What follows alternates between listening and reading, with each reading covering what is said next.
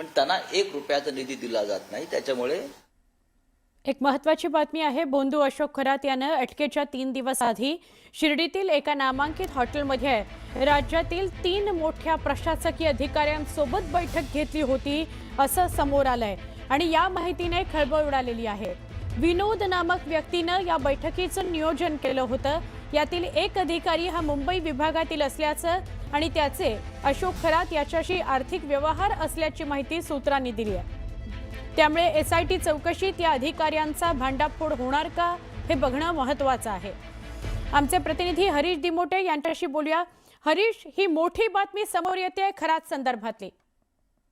नक्कीच सुवर्ण, आपण जर बघितलं तर लैंगिक शोषणाच्या आरोपामध्ये खरात जेव्हा जेलमध्ये गेला त्याच्यानंतर आता एक एक प्रकरण त्याची समोर येताना दिसत आहेत आणि शिर्डीचं जे कनेक्शन आहे त्याचं ते मोठ्या प्रमाणामध्ये समोर आलंय। मग त्याच्या जमिनी असतील, त्याच्या अनेक व्यवहार असतील, अनेक उद्योजकांशी त्याचे संबंध असतील, हे जरी दिसत असलं तरी दुसरीकडे त्याला अटक झाली। त्याच्या अगोदर 3 दिवस अगोदर शिर्डीमध्ये एका नामांकित हॉटेलमध्ये 3 IAS दर्जाच्या अधिकाऱ्यांबरोबर त्याची विशेष बैठक झाल्याची माहिती देखील समोर येते।